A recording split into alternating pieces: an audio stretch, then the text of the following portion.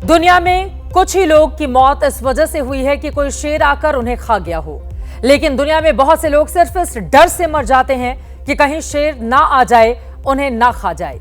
शेर के आ जाने का खौफ ही उनके प्राण ले लेता है। बिल्कुल यही कंडीशन और यही सिचुएशन इस वक्त पूरे पाकिस्तान की है। कराची, लाहौर, इस्लामाबाद, पेशावर, रावलपिंडी, रावलकोट में लोगों के दिन का सुकून और रातों की नींद उड़ी हुई है। सोते जागते उठते बैठते उन्हें रफाल दिखाई दे रहा है। आईएनएस विक्रांत और आईएनएस सूरत से निकली हर मिसाइल पाकिस्तानियों को सीधे अपने सिर से गुजरती हुई दिखाई दे रही है। राजस्थान के रण में भारतीय टैंकों से उड़ती धूल पाकिस्तानियों का दम घूंट रही है। जिस पाकिस्तानी हुकूमत पर अपने मुल्क की सलामती का ठेका है, वो खुद ही अपनी आवाम को मौत की उल्टी गिनती पढ़कर सुना रही है। उसकी सरकार का कोई मंत्री 48 घंटे का वक्त बताता है तो कोई 36 घंटे का टाइम देता है। कोई बता रहा है कि भारत के पाकिस्तान पर हमले में अब 24 घंटे भी बाकी नहीं रहे। दो अलग अलग तस्वीरें आपके सामने रखते हैं जिसके जरिए पाकिस्तान की स्थिति को आप समझेंगे। भारत की तीनों सेनाएं जबरदस्त अभ्यास कर रही हैं। रफाल और सुखोई की ये उड़ानें देखिए जिनकी आवाज पूरे पाकिस्तान में गूंज रही है। वहीं दूसरी ओर पाकिस्तान ने डर के मारे कराची और लाहौर का एयर स्पेस पूरे 1 महीने के लिए अब बंद कर दिया है। अरब सागर में आईएनएस विक्रांत और आईएनएस सूरत के साथ इंडियन नेवी प्रैक्टिस कर रही है। दूसरी तरफ पाकिस्तान का नेवी चीफ अपनी उस नेवी में जबरन जान डाल रहा है जिसके पास एक एयरक्राफ्ट कैरियर तक नहीं है। यहां भारतीय थल सेना के टैंकर रेगिस्तान में धूल उड़ाकर 65 और 71 की यादें ताजा कर रहे हैं। दूसरी ओर पाकिस्तान आर्मी अपने जनरल आसिम मुनीर को ढूंढने में लगी हुई है, जिसके कई दिन से कोई अता पता जिसके बारे में नहीं आ रहा, न कोई जानकारी सामने है। बड़ा विरोधाभास है पाकिस्तान में। एक तरफ तो एटमी बम की धमकी दे रहा है, दूसरी तरफ उसकी जान भी घबराई हुई है कि भारत कहीं हमला न कर दे। पाकिस्तान खुद अपने लोगों को कयामत से डराने की कोशिश में है उसके हुक्मरान। लेकिन हमें नहीं लगता कि आम पाकिस्तानियों को डरने की जरूरत है। इतिहास उठाकर देखेंगे तो भारत का ऐसा कोई रिकॉर्ड नहीं रहा जब उसने बेवजह किसी पाकिस्तानी पर, जो आम आवाम है, उस पर हमला किया हो। पाकिस्तान 48 में, 65 में, 71 में, 99 में चारों बार अपनी हरकतों के कारण पिटा है। पाकिस्तान हड़पने का शौक होता तो 65 में कराची तक पहुंचकर हमारी सेना वापस नहीं लौट आती। पाकिस्तान हड़पना होता तो 71 में पूर्वी पाकिस्तान जीतकर उसे बांग्लादेश नहीं बनाया होता। जान लेने का ही शौक होता तो नियाजी और उसके 93,000 पाकिस्तानी फौजियों को उम्र भर जेल में सड़ा देते, सरेंडर कराकर नहीं छोड़ देते। आम पाकिस्तानी बेफिक्र रहें, भारतीय सेना ठोकेगी तो जरूर, यह तय है। लेकिन सिर्फ उन्हें जिन्होंने पहलगाम में आतंकी भेजकर बेकसूर जाने लेकर हमारे सब्र को ललकारा है। सिर्फ वही ठोके जाएंगे जिन्होंने घर में आतंकी सांपों को जहर पिलाकर पाला और कश्मीर के जंगलों में छोड़कर पहलगाम के बैसरन घाटी में उनसे नरसंहार कराया। भारत का निशाना पाकिस्तान में चुनिंदा लोगों पर है। आगे इन सभी के नाम, पते और ठिकाने आपको हम बताने वाले हैं। लेकिन आज देश के गृह मंत्री अमित शाह ने भी कह दिया है कि जिन्होंने पहलगाम में हमला किया उन्हें किए की सजा जरूर मिलेगी। लड़ाई तो अभी शुरू हुई है। पहलगाम में जिन लोगों ने चुन चुन कर हमारे लोगों को मारा, भारतीयों को मारा, उन्हें भी चुन चुन कर उनके अंजाम तक पहुंचाया जाएगा।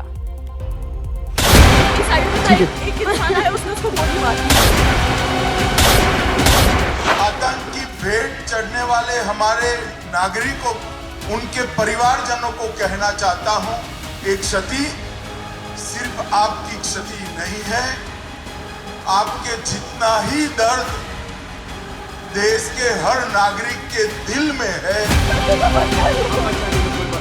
वो ये न समझ ले कि हमारे 27 नागरिकों का जान लेकर ये लड़ाई जीते।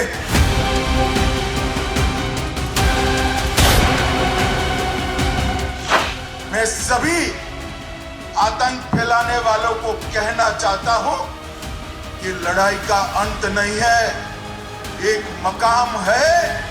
हर व्यक्ति को चुन चुन कर जवाब भी मिलेगा, जवाब भी।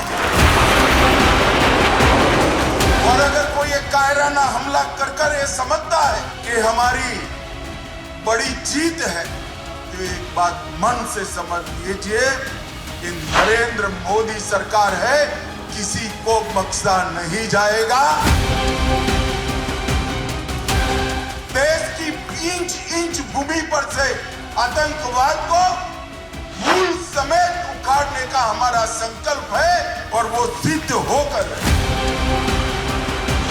हर व्यक्ति को चुन चुन कर जवाब भी मिलेगा, जवाब भी मिलेगा।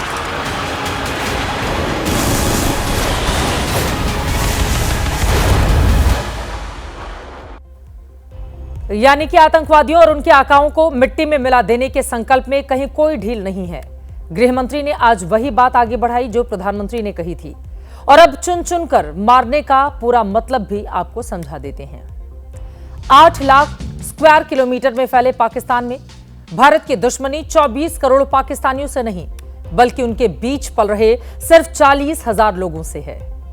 जुलाई 2019 में तत्कालीन प्रधानमंत्री इमरान खान ने कबूला था कि पाकिस्तान में 40 से ज्यादा आतंकी संगठन एक्टिव हैं। इनमें 40,000 आतंकवादी हैं।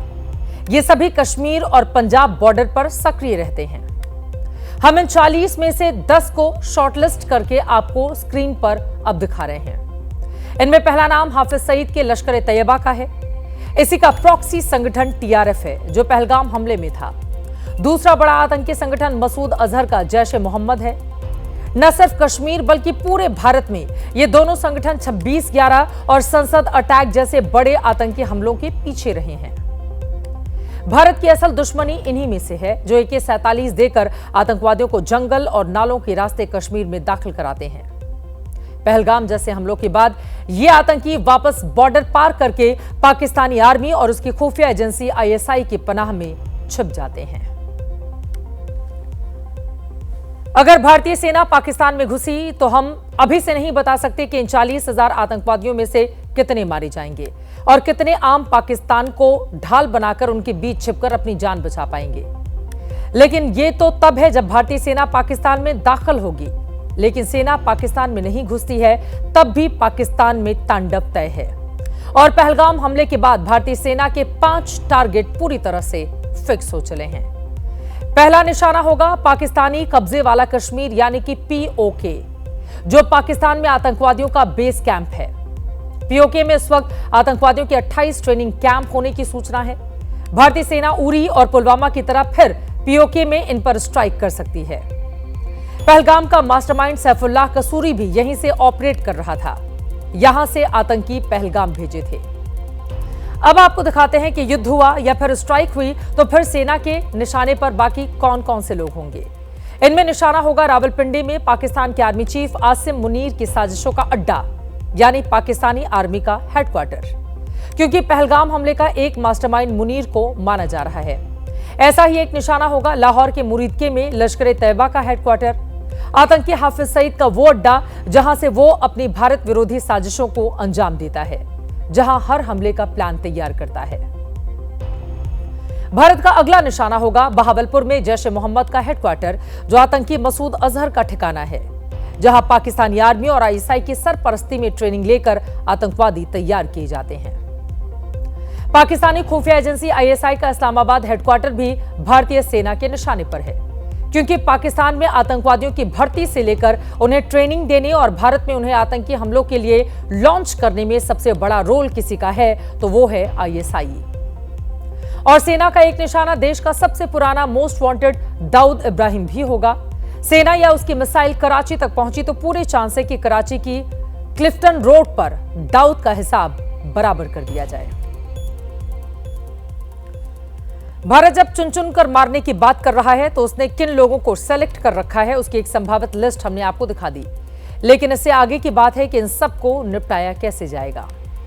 भारत के सामने 4 रास्ते खुले हुए हैं। वायुसेना POK में टेरर कैंप पर रफाल से एयर स्ट्राइक कर सकती है। थल सेना फिर से पाकिस्तान में घुसकर सर्जिकल स्ट्राइक कर सकती है। ब्रह्मोस से मुरीदके और बहावलपुर में लश्कर और जैश के हेडक्वार्टर पर हमला कर सकती है। हाफिज सईद और मसूद अजहर का गाइडेड मिसाइलों से काम तमाम किया जा सकता है।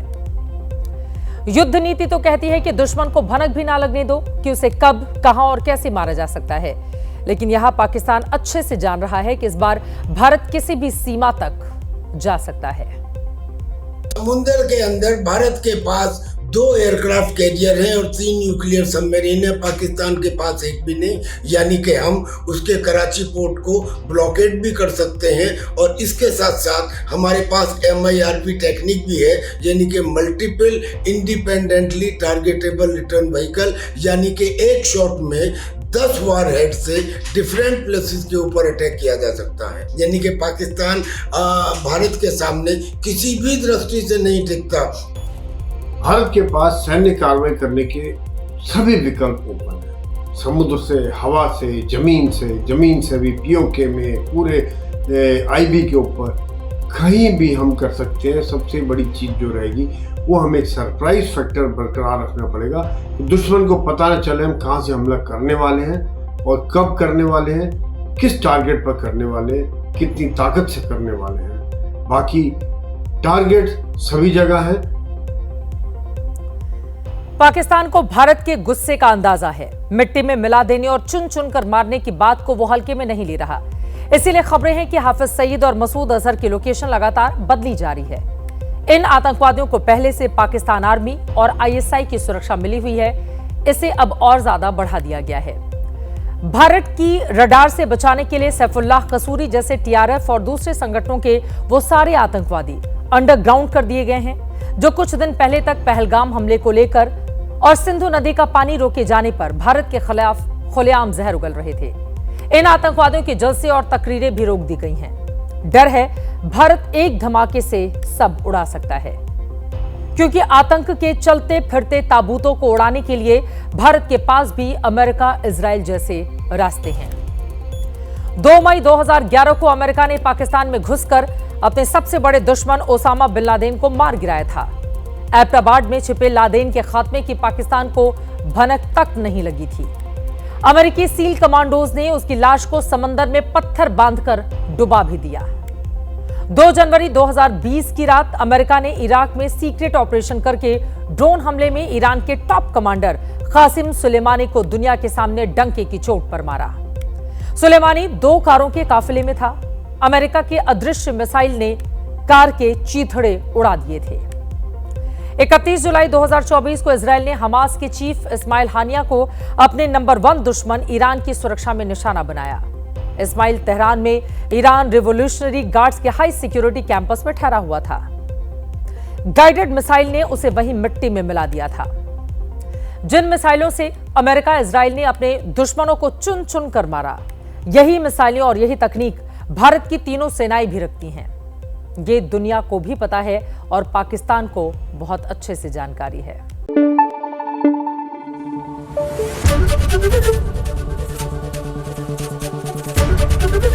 ABP न्यूज आपको रखे आगे।